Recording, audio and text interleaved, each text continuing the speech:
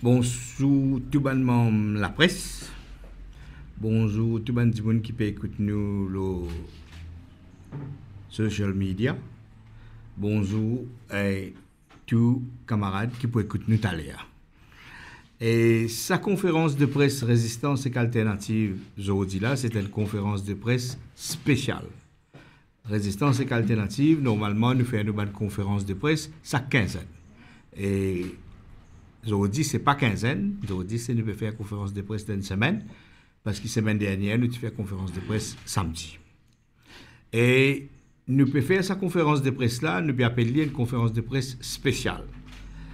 À partir d'un événement politique qui peut préciser de la semaine prochaine, nous pouvons réassister à une conférence de presse en fonction de événements qui vont dérouler. Mais pour aujourd'hui, c'était une conférence de presse spéciale. Et parce qu'il y a une question d'intérêt public de grande importance, nous pouvons consacrer nous le temps uniquement à cette question-là. Et ne pas pouvoir aborder les autres sujets, discussions politiques, etc., qui nous ont bien abordé ces derniers temps. Mais aujourd'hui, c'est une question d'intérêt public de grande importance. Alors, nous nous concentrer là.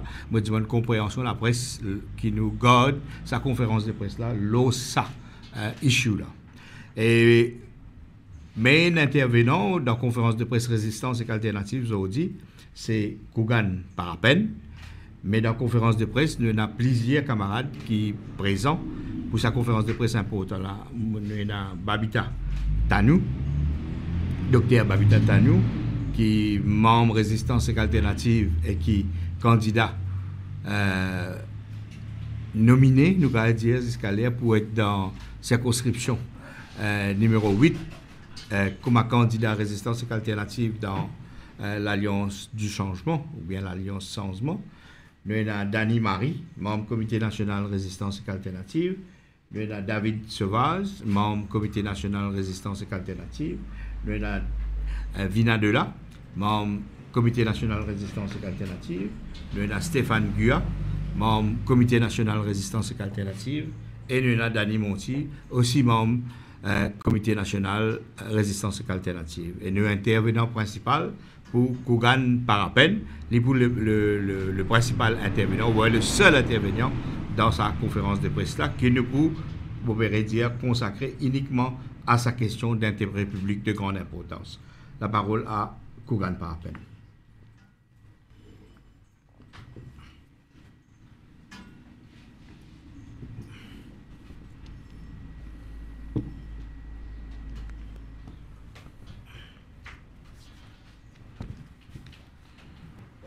Merci, Ashok. Résistance et alternative en présence d'une information troublante en ce qui concerne la façon dont le gouvernement MSM prend une décision d'importance stratégique, voire même capitale pour le pays. Résistance et alternative en présence d'une information inquiétante qui allait dans la direction qui a une mafia qui est à la tête du pays. Le 9 août 2024, la République de Maurice passe tout près d'une pénurie de carburant. On répète le 9 août 2024, nos pays passent à deux doigts de connaître une pénurie de carburant parce que le bateau qui tient affrété pour livrer le stock de carburant pas fin débarque sur marchandises parce que le supplier il refuse que ce bateau débarque sur marchandises.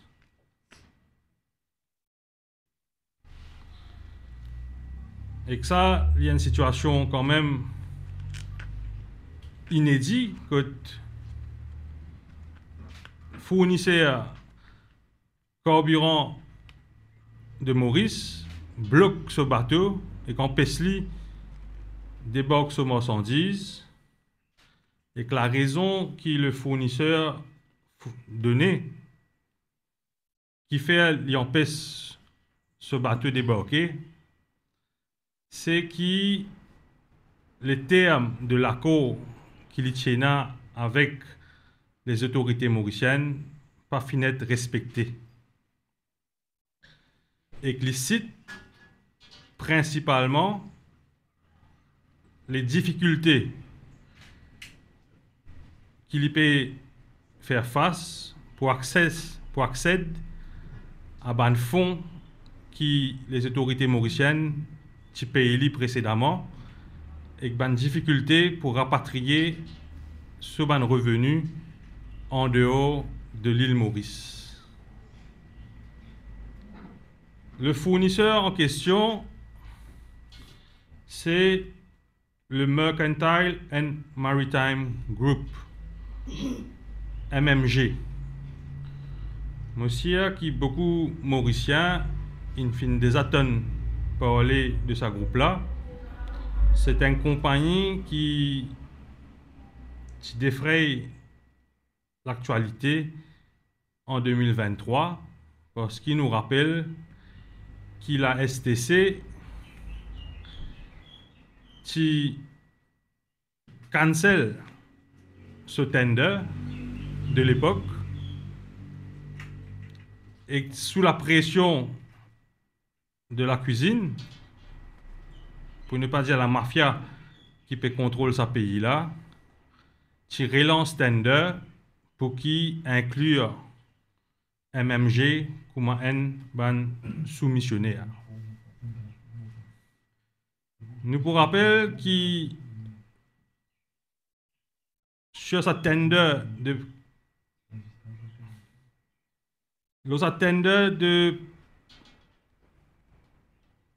pétrole qui la STC est là,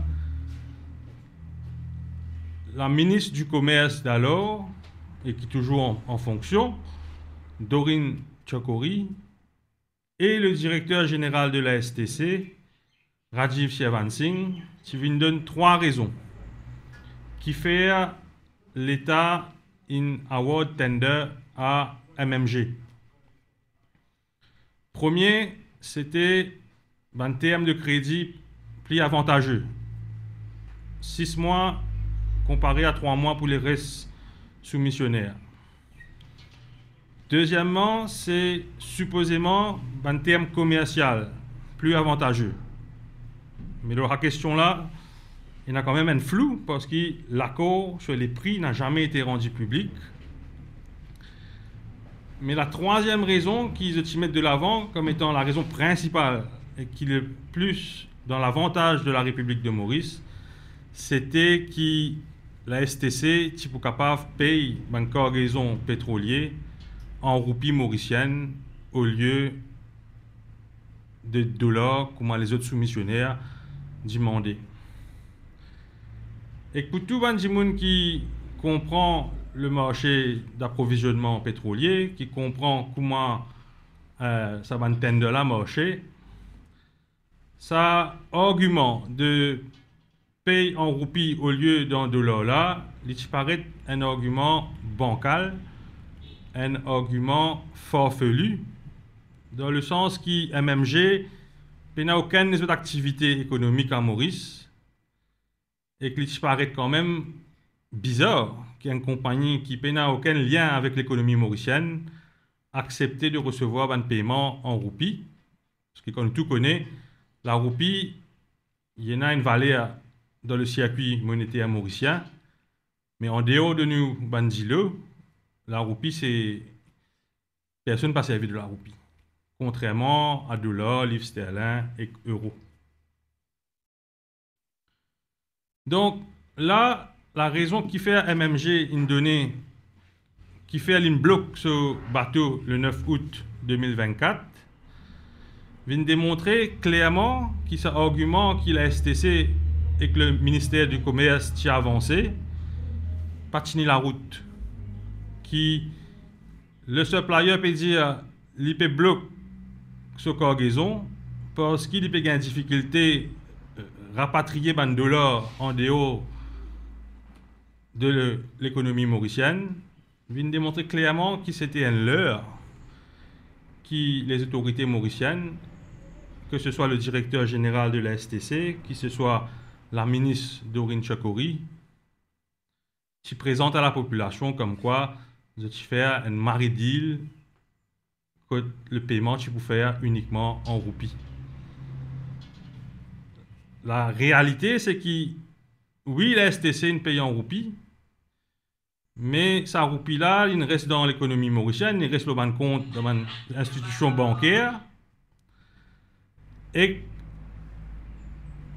Mercantile and Maritime Group, MMG, il convertit sa casse en roupie-là en dollars sur le marché local même, et que là, il rapatrie des dollars en dehors de la juridiction mauricienne. Donc, un argument qui se met de l'avant par les autorités mauriciennes qui fait besoin de choisir MMG, ça va un argument là comment nous fait dire patiner la route, et que là, nous pouvons apprendre qu'il y a une quatrième condition qui jamais finit de dévoiler à la population, qui jamais aucun responsable, que ce soit du gouvernement, que ce soit des institutions para-étatiques, fin dire publiquement. Et là, nous pouvons apprendre que la quatrième raison qui fait qu'il donne sa contrat-là à MMG, c'est qu'il finit la pression depuis la cuisine, depuis la mafia qui roule ce pays-là, pour que le paiement en roupies de la STC vers MMG se fasse sur le compte d'une institution bancaire spécifique. Et que sa institution bancaire en question là, c'est Silverbank. Déjà, nous restons ahuris qui est l'État capable impose l'ON supplier dans qui la banque les besoin recevoir ban fonds. Est-ce que c'est le rôle d'un gouvernement, c'est le rôle d'un ministre, c'est le rôle d'un premier ministre pour dicter à une compagnie ce qui compte dans qui la banque les besoin recevoir l'argent pour un service rendu? Donc la question qui se pose, c'est qui fait une bonne condition du deal que le gouvernement fait avec MMG, c'est que le paiement de ban pour la fourniture des carburants, et là, nous ne pouvons pas causer un petit contrat, nous pouvons causer un contrat qui vaut quand même la bagatelle d'au moins 20 milliards de roupies à un an, qui fait une mettre pression, qui fait une intervenir pour que ça casse là automatiquement et absolument le ban compte qui se trouve à la Silverbank. La Silverbank, pour des gens qui pas connaissent, avec nos pensées, il y a beaucoup de Mauriciens et de Mauriciennes qui ne sont pas au courant de l'existence même de la Silverbank. La Silverbank, c'est une institution bancaire qui finit d'être licenciée par la Banque de Maurice le 11 novembre 2021.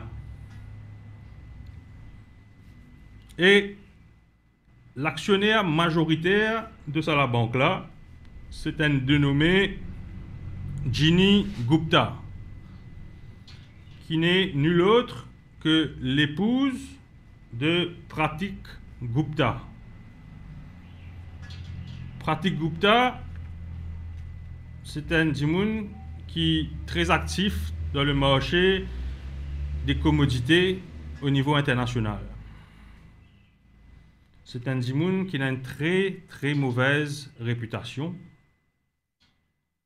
C'est un Dimoun qui beaucoup dans le domaine considère comme un escroc. Donc déjà, comment la Banque de Maurice donne une licence à une compagnie où l'actionnaire majoritaire, si je ne me pas trompé, à 75%, et a un lien très proche, c'est l'épouse d'un Dimoun qui, pour beaucoup dans le secteur, infréquentable et qui impliqué dans un deal louche à plusieurs reprises, pas qu'à Maurice, pas qu'en Inde, mais dans le monde en entier. Et en février 2023, il y a un article qui est sorti sur le site très réputé Bloomberg et qui est repris par la presse internationale par la suite, qui fait mention qui pratique Gupta être impliqué dans une fraude massive au détriment de la compagnie Trafigura, qui c'est un broker de commodités très connu à l'échelle mondiale, qui pratique Gupta, il escroque sa compagnie-là de l'ordre de 577 millions. Pas de roupies, mais de dollars. 577 millions de dollars qui représentent à peu près 30 milliards de roupies. Ça, c'est en février 2023 qui sa news-là sorti. Et que la Cour de Londres émet un jugement qui frise tout ban asset de pratique Gupta à travers le monde. Presque instantanément, la Banque de Maurice retire un communiqué le 13 février 2023 pour venir dire que la Silver Bank n'est pas impliquée dans cette fraude et que la Silver Bank n'a rien à voir avec les magouilles de pratique Gupta et que la banque-là est bien capitalisée et que la Banque de Maurice satisfait de l'état de ses finances.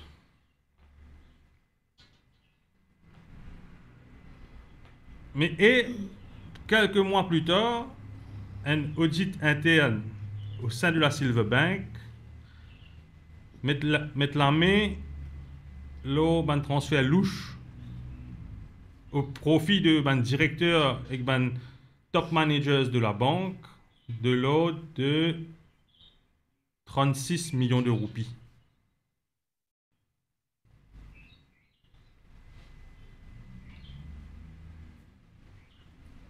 Entre-temps, le CEO de Silver Bank, un Géorgien,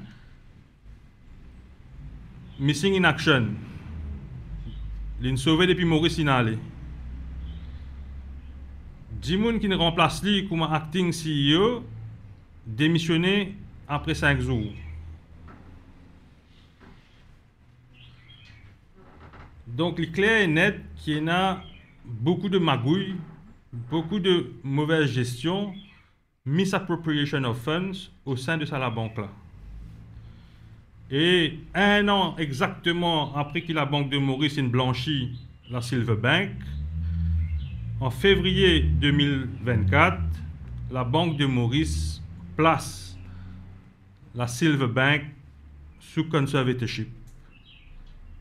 C'est-à-dire, il appointe ce qu'on appelle un conservateur pour prendre la direction de la banque et assurer que la banque-là est gérée d'une certaine façon pour qu'il disons, capable de remettre sur les rails si tout passe bien dans un scénario le plus optimiste, ou qui, si la banque là pour faire faillite, assurer qu'il a, comment dire, bankruptcy led géré de façon progressive et contrôlée.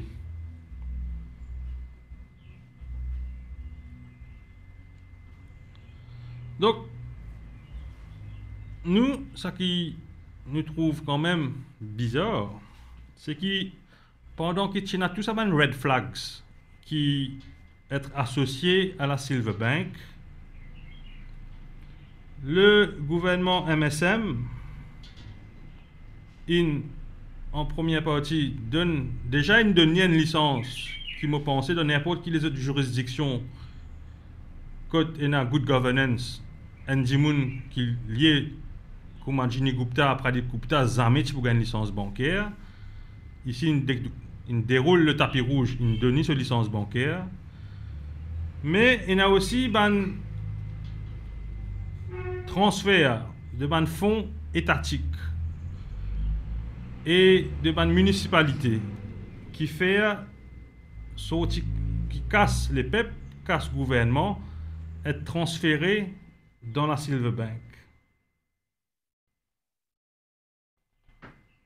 Il y a l'argent qui sorti depuis la municipalité de Cuapip, la municipalité de Port-Louis, la National Insurance Company et même possiblement le Consolidated Fund qui finit placé au sein de la Silver Bank.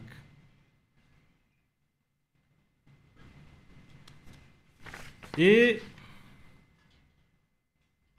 ça fait nous pose une question, quelle est la relation du MSM avec la Silver Bank?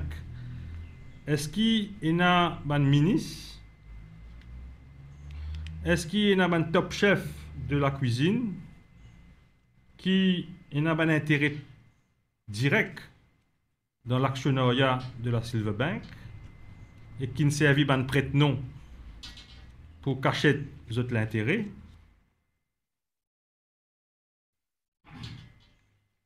Est-ce que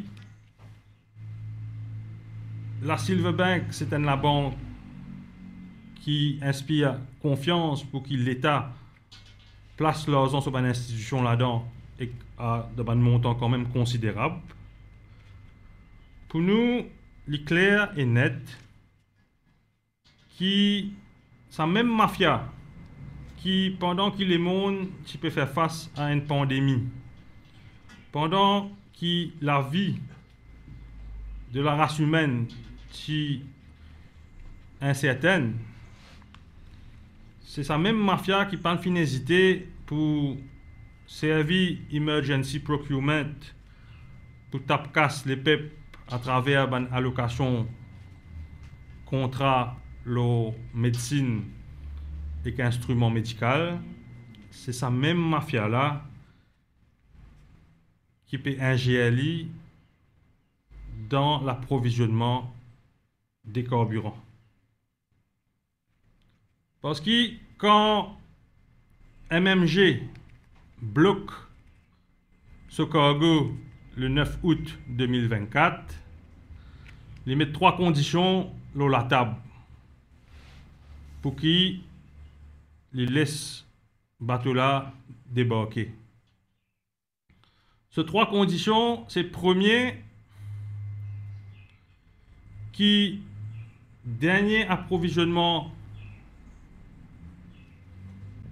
carburant qu'il peut faire, c'est-à-dire sa bateau qui est dans la rade là, c'est que le paiement pour sa cargaison là, il est fait en dollars et non pas en roupies.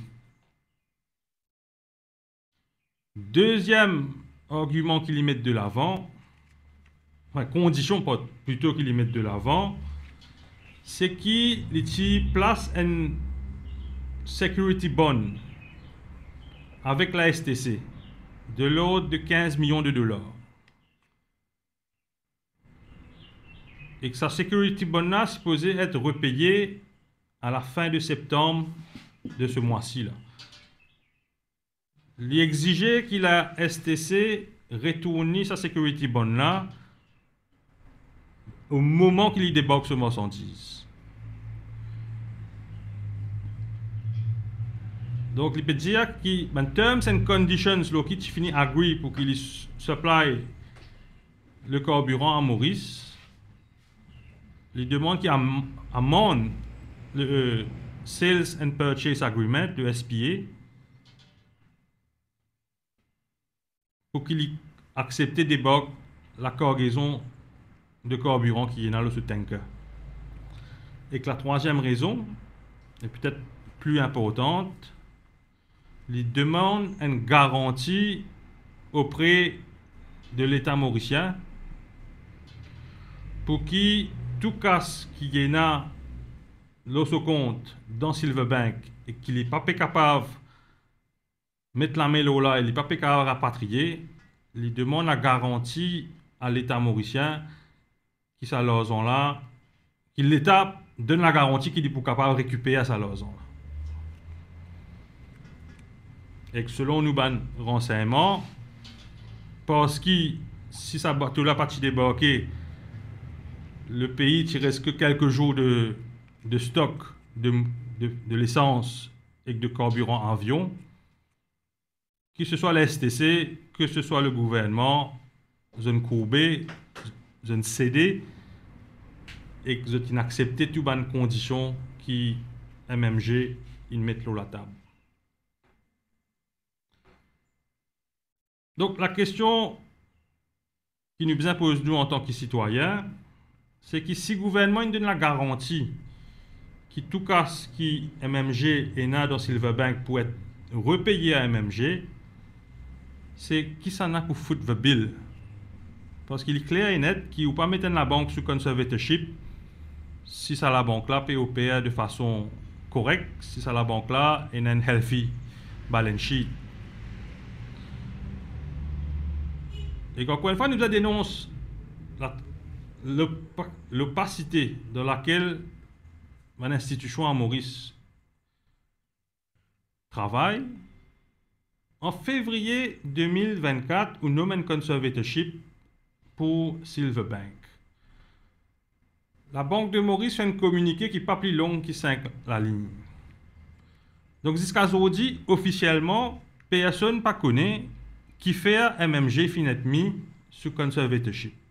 Pardon, qui fait à Silverbank finet mis sous conservatorship. Là, 7 mois après, en septembre 2024, 7 mois après, la personne qui finit nommée comme conservateur ne communique du tout. Ni la Banque de Maurice ne communique officiellement avec la population pour dire où en est la situation.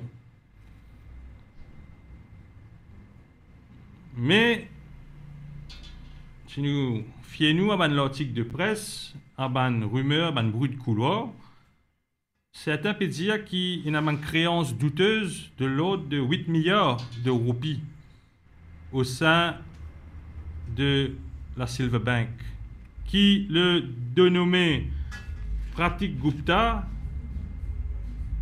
il puise dans les réserves de la Silverbank pour tirer l'argent pour son compte personnel. Et que ça, il tient la route, surtout quand nous connaissons que la Cour de Londres, il frise tout sur les assets.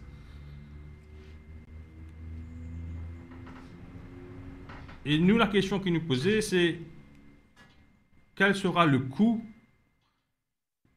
de l'ingérence de la mafia, de l'ingérence de la cuisine, quel sera le coût de cette ingérence pour le taxpayers money, pour la population mauricienne? Est-ce que ça garantit que l'État mauricien a donné à MMG qu'il pourrait être repayé en totalité l'argent qu'il n'est pas capable d'accéder au sein de la Silverbank? Est-ce que ça l'argent-là, nous besoin connaître combien de cas c'est là-bas? Est-ce qu'il nous peut cause des centaines de millions de roupies? Est-ce qu'il nous peut cause des milliards de roupies? Parce qu'il nous connaît, ça qu'il nous connaît, c'est que ce contrat-là, c'est un contrat qui avoisine les 20 milliards de roupies. Mais combien de cas de ces 20 milliards de roupies-là, tu as encore le compte MMG à la Silverbank? Donc pour nous, il est clair que malheureusement, encore une fois, les Mauriciens, les Mauriciennes, pour bien mettre l'armée dans le poste, pour couvrir le fracas de nos dirigeants. Et là, ce qui m'a envie de faire ressortir aussi, c'est qu'il nous pas cause l'incompétence là. Nous pas cause bandimoun qui pas connaît qui se peut faire. Là, nous pas cause une mafia bien huilée qui, dans un moment que besoin prendre une décision dans l'intérêt de la population, peut faire tout sur les contraires. Là, nous avons une équipe qui est à la tête de ce pays, qui peut instrumentalise, que ce soit l'emergency procurement, que ce soit tender pour approvisionner le pays en carburant, qui peut instrumentaliser ça pour l'intérêt qui propre, qui cher à eux, et qui le grand perdant, le dindon de la force de cette action-là, c'est nous, les Mauriciens. Et pour nous, l'important, que la population comprend, qui l'essentiel, absolument essentiel, qui ce gouvernement-là fout les camps dans l'élection générale qui peut venir. Parce que ce n'est pas un gouvernement qui peut travailler dans l'intérêt des peuples, c'est un gouvernement qui peut travailler dans l'intérêt d'une mafia. Et avant, on termine sa conférence de presse là, nous avons envie d'adresser quelques questions à certains protagonistes dans sa histoire-là. Donc, première question que nous avons envie d'adresser, il est adressé au directeur général de la STC, Rajiv Siavansingh, et au ministre du Commerce, Doreen Chakouri.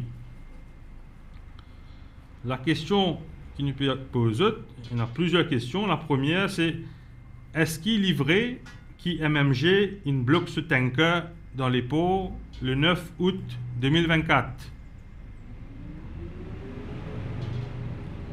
La deuxième question que nous peut poser, c'est est-ce qu'il y a un paiement de la STC vers MMG, il fait le compte qui trouve à la Silverbank?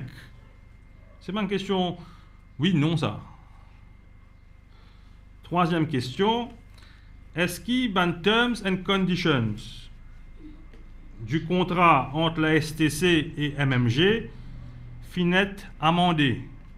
Si oui, qui y a de nouvelles conditions qui pourraient appliquer? Et dernière question qui nous pose à ce duo-là, c'est est-ce que MMG participe dans un nouveau tender qui STC logué pour fourniture carburant pour l'année 2024-2025?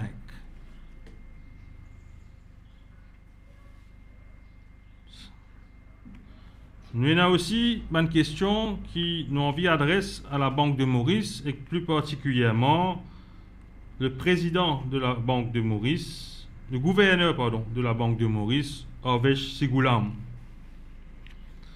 Première question, c'est est-ce que la Banque de Maurice considère tout les red flags qui sont là quand il award Silverbank sur licence bancaire le 11 novembre 2021? Deuxième question, c'est pour qui raison fin mettre Silverbank sous conservatorship le 13 février 2024? Troisième question, c'est qui est la situation actuelle au sein de la Silverbank? Est-ce que les peuples mauriciens pas méritent certains éclaircissements, surtout qu'il y paraît que le gouvernement donne une garantie à MMG concernant casse qui MMG pas capable de rapatrier de la Silverbank?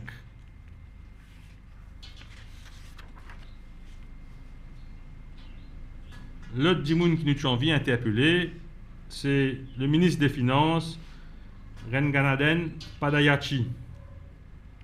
Et Kali, la question qu'il nous posait, c'est quelle relation il y a entre lui et Silverbank. Et la deuxième question, c'est qui fait beaucoup de fonds publics finissent canalisés à travers la Silverbank depuis qu'il est ministre des Finances. Et en dernier, nous adressons une question à notre Premier ministre, Pravin Jagnnath.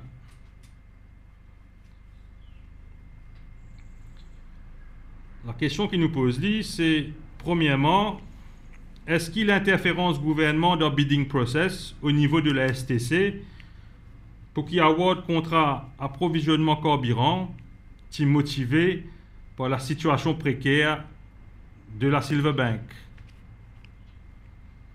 Deuxième question qu'il nous pose, c'est est-ce qu'il faut intervenir personnellement pour faire pression pour que STC paye la compagnie MMG le ban compte à la Silverbank?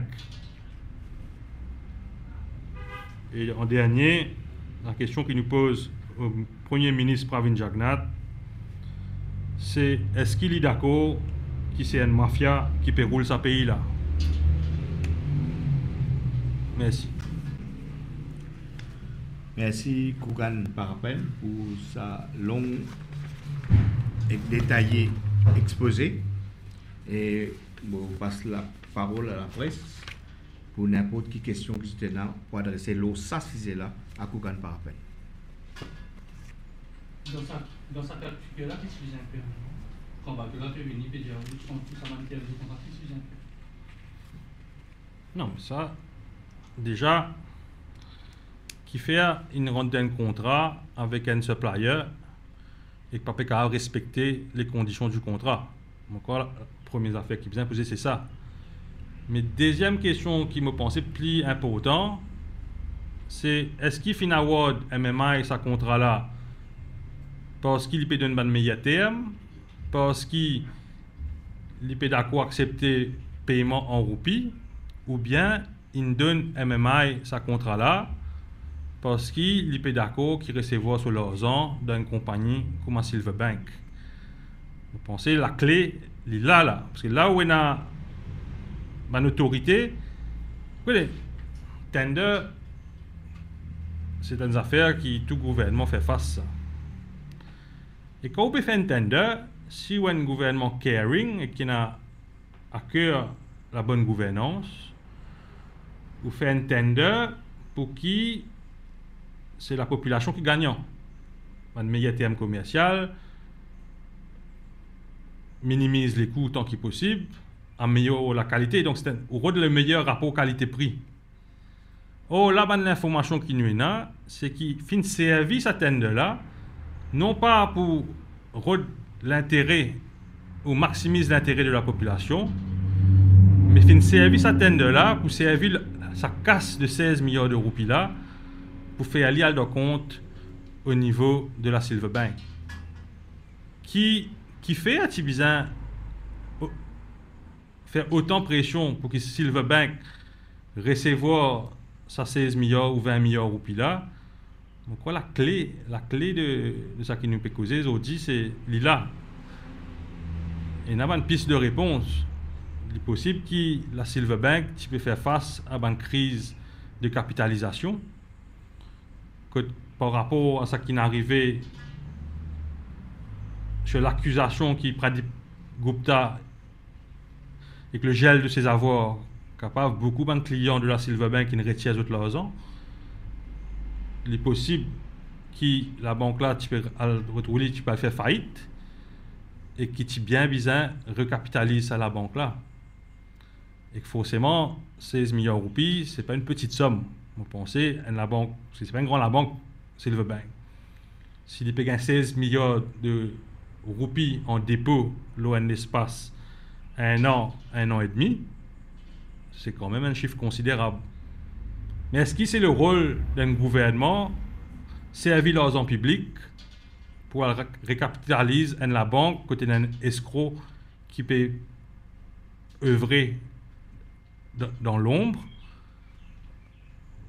Je ne pense pas. J'espère que la majorité des Mauriciens pensent comme moi.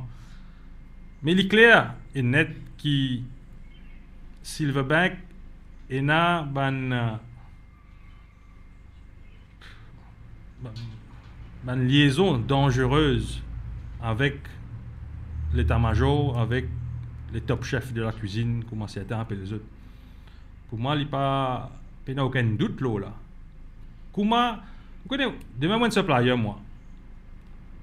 J'ai envie d'approvisionner un pays en licence. On finit d'accord avec le pays là qui est pour payer moi. Mais ça casse là. Ou quoi, c'est mon pour choisir la banque.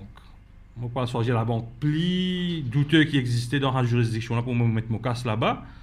Soit je peux mettre mon casse dans la banque qui solide, dans la banque qui pas fait gain soi-disant c'est des mois, dans la banque qui me connaît, mon casse en sécurité là-bas. Est-ce qu'il est parti pour choisir une compagnie comme la SBM, comme la MCB, pour lui mettre son casse? Ou quoi, pas lui-même, MMG, il dit bon, ben, je crois que tout ça va dans la banque, dans Maurice, là, la banque qui plus safe pour me mettre mon casse, c'est Silverbank. Tout ça un peu comique.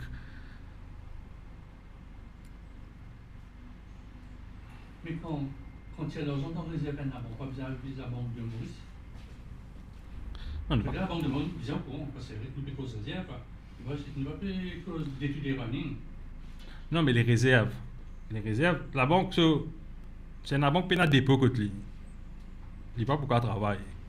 Parce que la banque, les services dépôt, ben, des gens qui mettent casse côté lui, pour soit lui reprêter ça à les autres gens, et qu'ils font moche, le net interest, ou soit les services à casse pour y investir dans les autres produits, quand ils espéraient faire mieux que ça l'intérêt qu'il peut payer sur le dépositaire. Maintenant, si la banque là peut subir un run, si tout le monde peut mettre la clé pour checker casse dans la banque là, forcément la banque là pour faire face à un problème de capitalisation à un certain moment. Mais quand on peut faire face à un problème de la sorte, il est important qu'on trouve une solution. Mais est-ce que c'est un gouvernement qui vient fournir sa solution là avec l'argent les PEP qui peut servir pour finance acquisition pétrolière? Absolument pas. Ou une banque ou une entité privée, si vous avez besoin de nouveau capitalisation, soit vous venez de partir au actionnariat, soit vous émettez de la dette pour recapitaliser la banque. L'État n'a rien à faire. Hein? D'ailleurs, tu as besoin d'une indépendance totale entre la Banque de Maurice et l'État, et la banque commerciale. Donc, pour nous, il est clair et net qu'il y a quelque chose qui ne tourne rond. Et pas si quelque chose, il y a plusieurs choses qui ne tourneront dans ces histoires-là. Et pour nous, il y a une énième confirmation que c'est la mafia qui roule ce pays-là, et non pas des gens bien intentionnés. Mais avec ça, l'information qui vous peut qualifier de inquiétante, là, est-ce que par l'air, pas connaître ma autorité concernée, la FSI, ou bien même la FTC, ou bien la police? Ben, on connaît, Maurice, c'est le pays au monde que du monde qui en sort la FSI, c'est la même personne qui en sort la Banque de Maurice. Au fait, ça que nous comprenons et ça que nous trouvons avec le gouvernement de Pravin Jagnnath, c'est que séparation pouvoir, c'est quelque chose qui n'a pas existé sous l'empereur du soleil. Il a envie que la police dans son armée, que la justice dans son armée, que le régulateur financier dans son armée, et c'est pour ça que vous trouvez dans une institution clé qui place Bandimoun sur qui il y a un contrôle. Et que souvent, ces Bandimoun-là occupent plusieurs rôles, alors qu'ils ne sont pas supposés occuper ce même rôle-là parce qu'il y a conflit d'intérêts. Maintenant, est-ce qu'il nous besoin à la police? Est-ce qu'il nous besoin à l'alerte des autorités? Le problème, c'est que les autorités qui besoin alerter la même, nous n'avons plus la confiance en eux. Et c'est pour ça qu'il y a résistance dire qu'il y a la ligne rouge, une traversée, que ce pays est menacée, que la démocratie est en danger. Ne pas dire ça par partisanerie, ne pas dire ça pour faire de la politique, comment dire, facile. C'est un constat qui est basé sur un fait, c'est un constat qui, si nous objectifs, nous devons accepter. Hein, le pays en recul net au niveau de ce pilier démocratique. Il y a le dé de la mort qui peut rôder autour de ce gouvernement-là. Mais là, nous avons une élection cruciale, pour ne pas dire l'élection de la dernière chance qui est devant nous. Je espère qu'il soit capable d'assumer ses responsabilités devant l'histoire. Je vous demande, en cas de victoire, je peux faire une commission d'enquête, une fact-finding committee pour toutes ces affaires-là? Bon, il y a un point important, mais pour en suivre, pas grave nécessairement résistance alternative cause au nom de l'Alliance. Mais il est clair et net qu'il besoin mettre un lot dans le secteur financier et bancaire, Maurice. Ça, moi, il n'y a aucun doute là. Pour bizarre, oui, puis elle fait une fact-finding committee pour comprendre qui s'en a mettre pression pour mettre casse là-bas. Et qui fait mettre sa pression là. Et que sur le secteur bancaire en lui-même, je pensais, hein, et une fois, il a dit, le plus grand château à gouvernement, c'est la banque. Parce que les autres, peu importe quel gouvernement qu'il a, les autres objectifs, c'est maximiser les autres profits, quitte à faire des affaires qui ne sont pas nécessairement morales. Vous pensez, si vous posez la question le secteur bancaire à Maurice, vous pensez qu'il y a beaucoup de pratiques qui doivent être revues. Mais vous pensez qu'il faire un forensic analysis du secteur bancaire en lui-même pour guetter qu'il y a une réforme bizarre amenée à ce niveau-là. Est-ce que le secteur bancaire à Maurice, c'est comment on dit, une oligopoly, c'est-à-dire a few players colluding with each other to maximize their profits. Est-ce qu'il y a la compétition au niveau du secteur bancaire? Ça me pensait c'est bien bizarre à faire un deep dive dans cette industrie. Moi, mon opinion, mais bizarre laisser mon expert venir de l'avant avec d'autres recommandations. Est-ce que vous pensez que ça a encore une fois fait qu'il y a un problème avec une juridiction nationale avant? La liste grise. Non, mais la liste grise nous rentre là parce qu'il y a l'intérêt européen qui est menacé par rapport à l'offshore mauricien. Là, c'est l'intérêt mauricien qui est menacé. On ne peut pas trouver comment l'Europe pouvait interférer dans l'intérêt mauricien. On pense ça qui. Là, c'est Mauricien qui vient occuper ce problème. Là. Hein? C'est Mauricien qui vient blacklist un responsable de ce problème. Là. Et comment vous blacklist et sanctionne un responsable? Ben ça, vous êtes dans 5 minutes dans une urne avec un papier et un crayon et que vous avez fait le travail qu'il vous a fait. Ok. Si vous avez d'autres questions, nous arrondissons nos conférences de presse, aujourd'hui nos conférences de presse spéciales et nous répondons en contact dans les jours à venir. Merci.